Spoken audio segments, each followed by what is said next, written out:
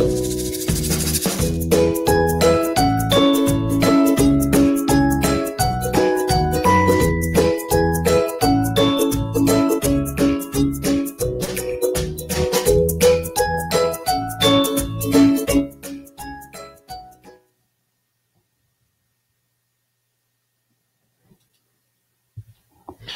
right. Good afternoon, everybody. I am excited to bring this to you. I'm trying to kind of formalize this. I know we've talked in previous videos about kind of what we want to do with this and what the goals were. So we're going to try to make this a regular Saturday afternoon thing. Let me get the mic turned down just a little bit, just getting some hotness there. Okay, hopefully that's a little bit better.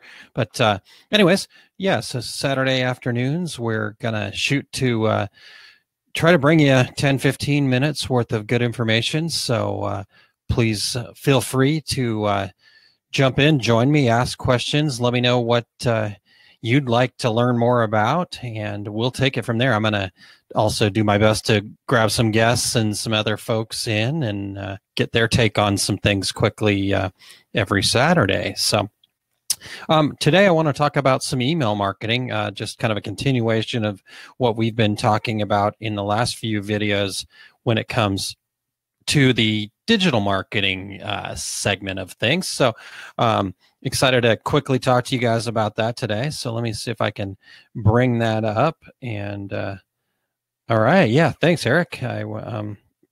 I'm excited to do this too. So in fact, I'm also going to drag you on someday. Again, you actually helped me get started with this original format, and so I can't wait to drag you back for some more. Not that you ever mind being on video or whatnot, but all right. Well, let's dive in. I'm going to pop this up here, and there we go. Perfect. So anyhow, just the opening slide there, but let's dive in. Like I said, let's talk a little bit about email marketing today. And so when we think of email marketing, what is the first word that comes to mind for you? Anyone? First word that might come to mind when talking about email marketing? All right. Yes, it is spam. And that's not what we're going to talk about today. Spam is what an Arabian prince does when he has oil money to give you if you'll only send him $1,000 first. Or this is what some random company that can't spell does when they're trying to sell you some Viagra. Honestly, it's something that I've actually done in the past too. And basically because I really didn't understand, I made the mistakes of trying to grab everything. I had FOMO, fear of missing out, because I thought that I wanted to blast emails to 50,000 people and just hope that of those 50,000 people, just a small percentage might be interested in what I'm talking about.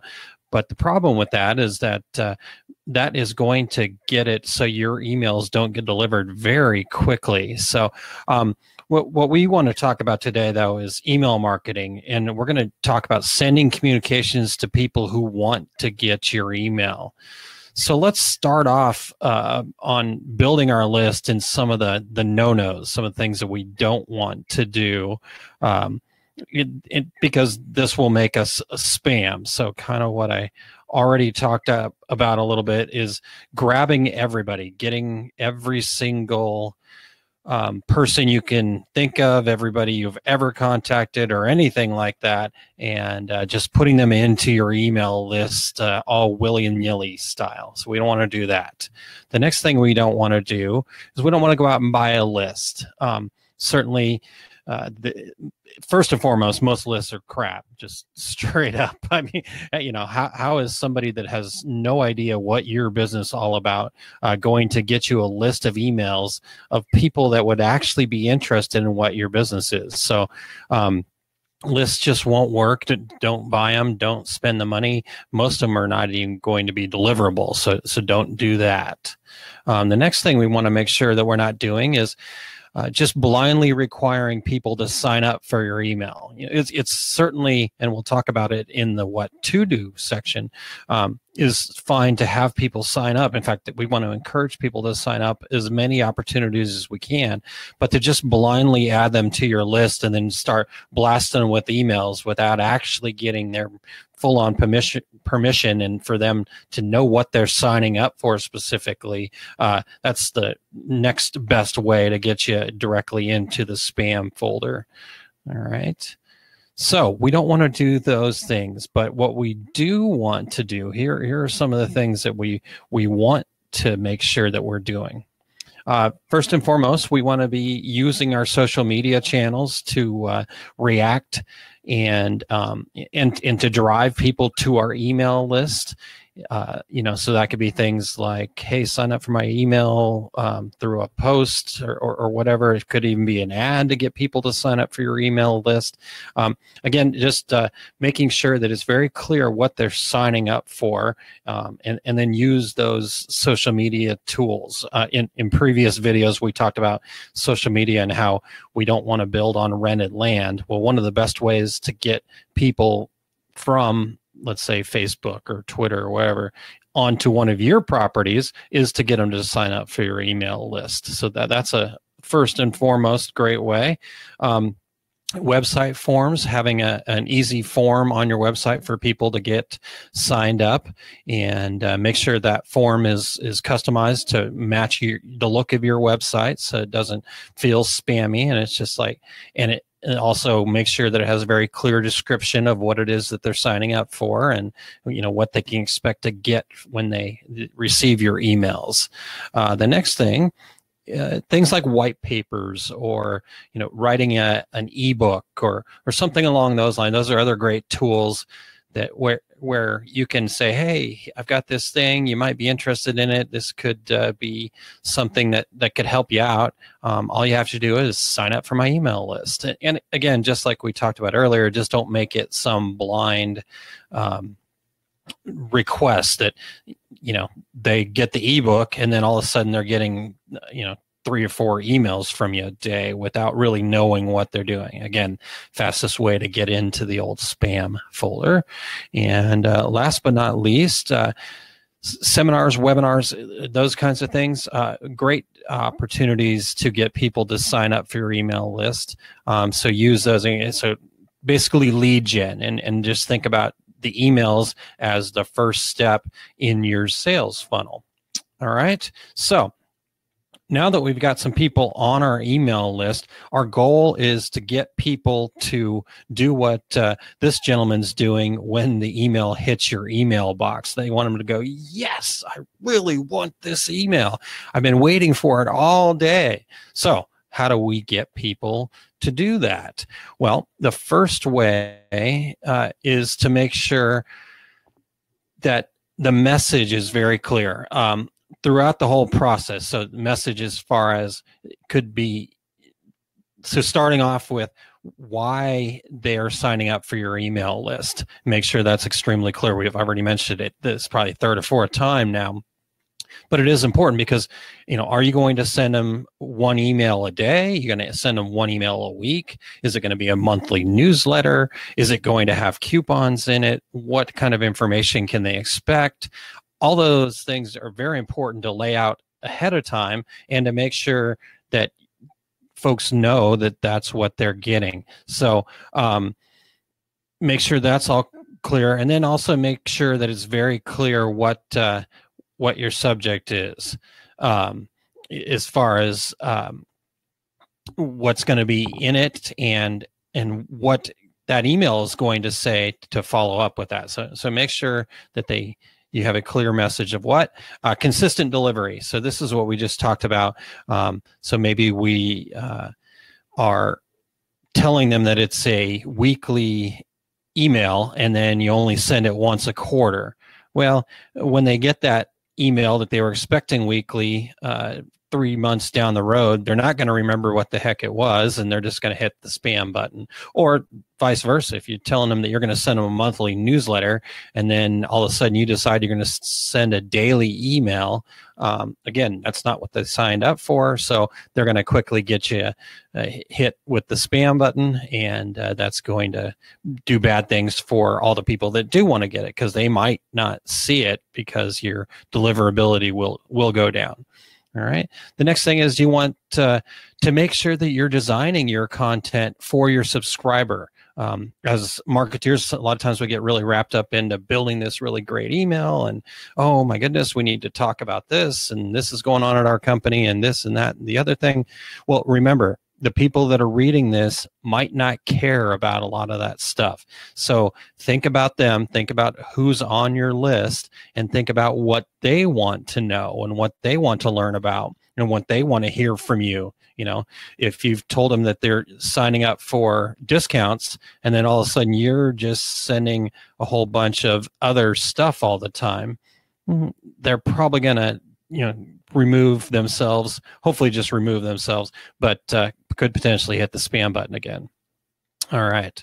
And then last but not least, actually not last, nearly last, you make it easy to unsubscribe. And this was something that I had a hard time with for a long time. It used to really hurt my feelings when somebody would unsubscribe from one of my email lists. And and that's still, it's like, they don't love me anymore. No, that's not true. They just don't want to get your email because it didn't speak to them. So making sure it's easy. In fact, most people hide the unsubscribe way down in the very bottom section of their email. I might suggest putting it up at the top, or putting it somewhere where it's easy for them to see. So, because here's the main deal. You want them to unsubscribe before they hit the spam button.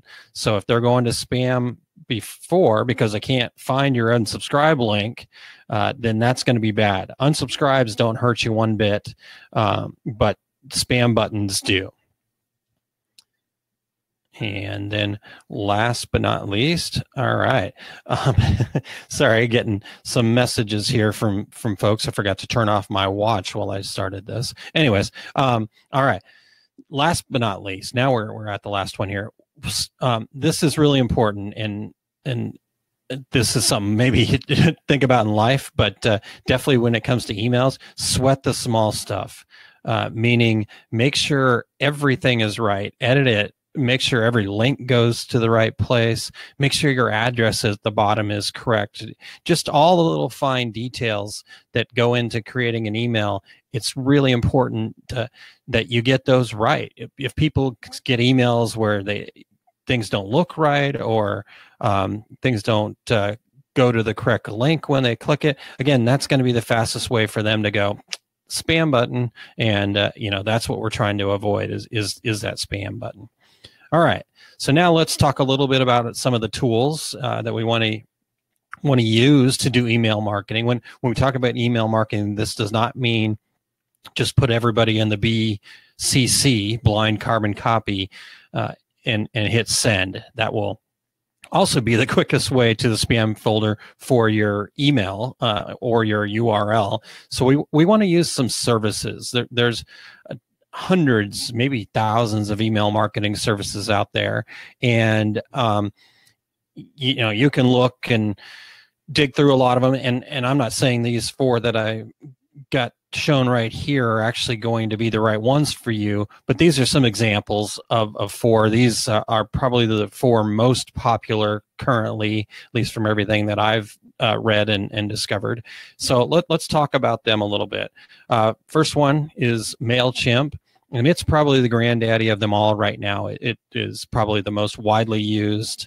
And one of the main reasons that it's the most widely used is it's got a great price point, which is free. If you've got less than 2,000 subscribers on your email list, it's absolutely free to use. Now, their paid services are great, and you may want to pay for some things even when you've got less than 2,000 in there. But you can use this MailChimp absolutely free, and it's going to link in with a lot of different things like Facebook ads and things like that. Next one over is called Constant Contacts. And the reason why they're so popular and people use them is they get some of the best deliverability in the industry. And the reason they get that great deliverability is that they use certain things and tools within the back end to make sure that you're not sending spam. You will get kicked off their service if you get too many spam reports. You have to upload your list to them, and they actually go through it and check it out. And they may actually turn down your list if they feel like you've got too many info ads or sales ads or webmaster ads or postmaster ad, those kinds of emails that typically you just scrape off of the internet and you didn't actually get permission to send to them. If you've got too many of those, you're going to not be able to get onto their service. So they get probably the best deliverability out there. The next one's called GetResponse, and pretty straightforward as far as what they're after. Their whole goal is, and that they have tools built in to get people to reply and to get responses. So that's what they're going for, and that's what their push is. So if you're trying to get people to reply to your emails, then that may be a good service for you. And the last one here I put on here, it is an email marketing service, but it's actually a whole lot more. It's actually a marketing automation system as well. So you may want to just, if you're looking at a marketing automation system, you may want to do something as far as checking out the entire stack and how it can work with you from landing pages to your sales funnel and the whole nine. So looking at that, so those are the big four. There's some things that we want to do, but with those things, we want to make sure that they give us the ability to do these four things. We need them to be able to help us grow our email list by having web forms or social media links and things like that. So it gives us an easy way to get new subscribers. We want them to help us manage our email list. So if somebody wants to unsubscribe, it needs to be easy. If you've got duplicates, it's going to manage all that. If you've got inactives or bounces, it's going to help you with all that. So all four of these services do that. The next thing we want it to do is to help us create emails. And so we're going to have it create emails for us. I know we could probably do a lot of designing and other things in other places. Heck, some people might even be able to code their own, but using their templates, and these people have helped people send thousands and thousands of emails. So they know what works, and they can really help you with just building that email quickly by plugging some things in, dragging and dropping some images, going forward. And then last but not least, they need to be able to help you track what's happening with your emails. So, if somebody opens the email, that's one thing, but I want to know, did they click on a link, and who clicked on a link? And maybe then I can take that list and boil it down and send them a little more direct response about a certain category and things like that. So I want to have easy tracking, easy analytics within these software programs. All right. And then to kind of round this out here, let's talk real quickly about some of the types of emails you should be sending. Now, one of the tricks here is it doesn't have to be one of these things. It could be a mixture of all of these things. So the first one would be a newsletter. If you've got a monthly newsletter and that's what people have signed up for, those are awesome. You've got some information that you can share. Doesn't necessarily have to be about your company. In fact, it probably won't be about your company, but maybe more about what your niche is. So maybe it's pet related or sports related or local related or something along those lines. So that's one of them. The next one here is promotions. A lot of people will sign up for emails if they know that they're going to get a coupon code and you're doing a weekly special or deal or whatever the case may be. So getting those promotional emails, people sometimes are looking for that. Next kind of email that you could send would be an educational email, and maybe that fits inside your newsletter, or maybe it's just all about educating. You're learning something about you're teaching people something about your niche that only you can share, or so it's a video, or it's here's how to get involved, here's the latest news, those kinds of things. So just giving them some education. Could be educating them about your process. Maybe you're a screen printer and they don't understand why you've got art charges and screen charges and stuff like that. So maybe your email could be educational about how your screen printing process works. And then this is probably in fact, not probably, definitely the most opened emails of any of the emails that are being sent out there. And these are transactional emails. And what transactional emails are is when somebody places an order, they get that order confirmation, or you're shipping them something and you send them the tracking information. All of the transactions that happen with your customers, or maybe you're sending them a proof and they need to sign off on it, and that's going by email. Those are going to be the most opened emails of all the emails that you sent, and that should be part of your email marketing campaign. Unfortunately, what happens is those transactional emails, they just kind of, okay, yeah, we're sending the tracking. Well, that's a horrible idea. You need to spend as much time, if not more time, designing and developing and adding, hey, come back and buy again, and thanks for your order. What did you think? And fill out this poll. And you're just making loyal customers this way by really focusing on your transactional emails and making sure those are really branded, really well done. And, so any emails that you're sending to your customers should have that same look. They shouldn't get a Karen at AOL email sometimes, but the rest of the time get something else, So really make sure that you're focused in on those transactional emails, making them clean, making them good tools to be used.